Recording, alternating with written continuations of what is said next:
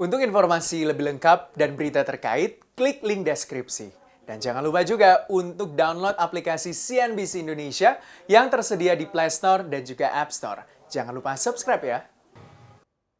Nampaknya pemerintah memang sangat concern terhadap pertumbuhan permintaan kendaraan bermotor di tahun 2021 setelah terdampak dan juga sangat tertekan untuk sektor otomotif di tahun 2020. Bagaimana tidak, kebijakan fiskal dan juga moneter mengguyur sektor otomotif untuk bisa membangkitkan permintaan pembelian ataupun penjualan kendaraan bermotor di tahun 2021 ini. Kita ulas hari ini, guyuran stimulus sektor otomotif. Yang pertama adalah tentunya PPNBM. Walaupun awal-awal atau akhir tahun 2020 itu sangat pro kontra ya, karena tarik ulur, tarik menarik untuk bisa meloloskan kebijakan PPNBM. Akhirnya Kementerian Perindustrian berhasil juga meloloskan untuk kebijakan PPNBM yang akan dimulai pada Maret sampai dengan Mei. Ini tahap pertama, jadi akan dibagi dalam 3 tahap. Jadi untuk pembelian kendaraan bermotor akan dibebaskan pajak barang mewah. Karena kita tahu ya, untuk kontribusi pajak barang mewah terhadap indikator ataupun mungkin menyusun harga sebuah kendaraan bermotor itu sangat besar. Bisa 10 sampai dengan 125%. Jadi di tahap pertama nantinya akan bebas PPNBM 100% di bulan Maret sampai dengan Mei. Akan dilakukan evaluasi setiap 3 bulan sekali. Ketika memang berhasil untuk meningkatkan permintaan ataupun penjualan kendaraan bermotor, maka akan dilanjutkan.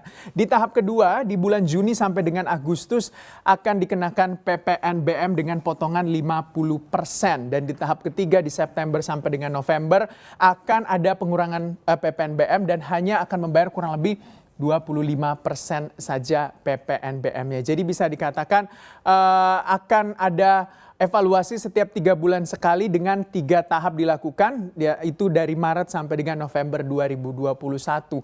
Harapannya sebenarnya untuk ketika dilakukan bebas PPNBM ini akan ada proyeksi pertumbuhan produksi kendaraan bermotor itu adalah 81.752 unit dengan potensi pemasukan negara kurang lebih 1,4 triliun rupiah. Jadi membangkitkan kinerja industri otomotif yang selama ini tertekan di tahun 2020. Karena kita tahu bahwa permintaan atau penjualan kendaraan bermotor khususnya roda 4 yaitu sangat tertekan di tahun 2020. Di 2019 penjualannya sekitar 1 juta unit, sementara di 2020 hanya kurang lebih 532.000 unit. Artinya 50% penurunan, sangat turun tajam untuk penjualan otomotif atau kendaraan bermotor di tahun 2020.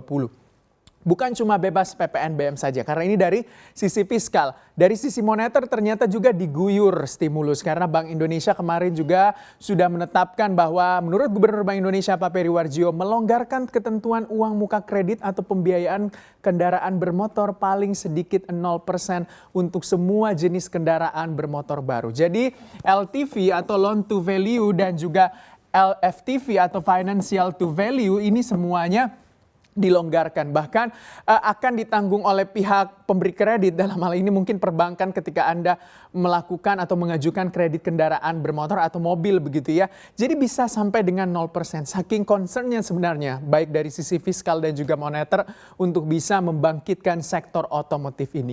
Apa yang menjadi alasan begitu ya pemerintah memberikan stimulus sangat banyak untuk sektor otomotif? Jadi menurut staf khusus Menteri Keuangan bidang komunikasi strategis yaitu Pak Justinus Prastowo mengatakan bahwa ini kan sektor otomotif tidak minta subsidi, tidak minta stimulus tambahan, cukup relaksasi PPNBM dan itu tinggal mengubah peraturan menteri lalu bisa diterapkan. Jadi bisa dikatakan semudah itu sebenarnya kalau mau memberikan dorongan kepada sektor otomotif karena cuma mengubah peraturan menteri khususnya Menteri Keuangan ya untuk tentunya menerapkan PPNBM, jadi itu PPNBM-nya dikurangi ya, seperti yang tadi saya katakan di slide pertama.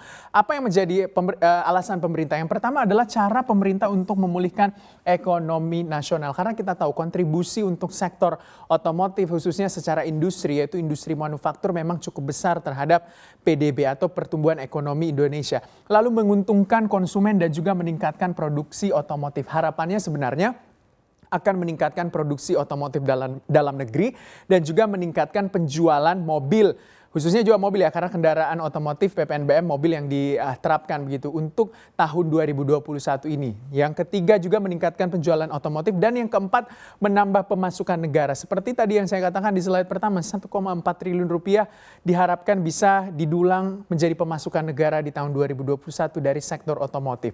Yang menjadi pertanyaan, seberapa besar sebenarnya kontribusi sektor otomotif selama ini atau sejauh ini.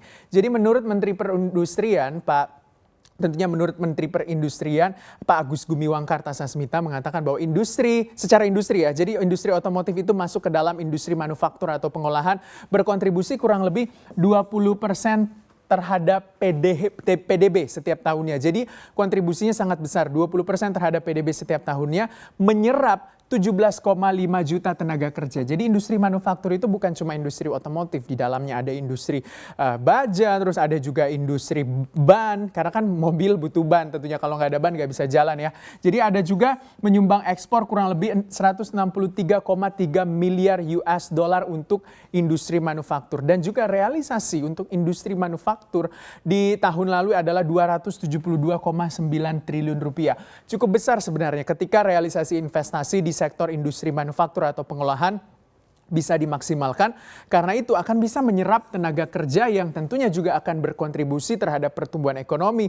Ketika tenaga kerjanya bisa melakukan konsumsi, otomatis mendorong pertumbuhan konsumsi yang menjadi motor penggerak pertumbuhan ekonomi Indonesia sebesar kurang lebih 58%. Jadi efeknya itu efek domino sebenarnya, tidak secara langsung tapi berturut-turut, berentetan begitu efek dari industri otomotif ini. Nah, untuk otomotif roda 4 khususnya mobil begitu ya, kita lihat untuk nilai investasi 22 perusahaan saja itu diperkirakan bisa mencapai 100 triliun rupiah, sangat besar. Untuk kapasitas produksinya adalah 2,35 juta unit per tahunnya dan bisa menyerap khusus untuk industri otomotif roda 4 adalah 38.039 tenaga kerja. Jadi sangat besar juga tenaga kerja yang diserap untuk industri mobil begitu atau roda 4 ya bisa dikatakan. Jadi ketika pemerintah memang memberikan stimulus dan juga guyuran stimulus yang sangat besar untuk sektor otomotif, itu berarti juga untuk mendorong pertumbuhan ekonomi. Karena kita ketahui yang tadi saya bilang juga bahwa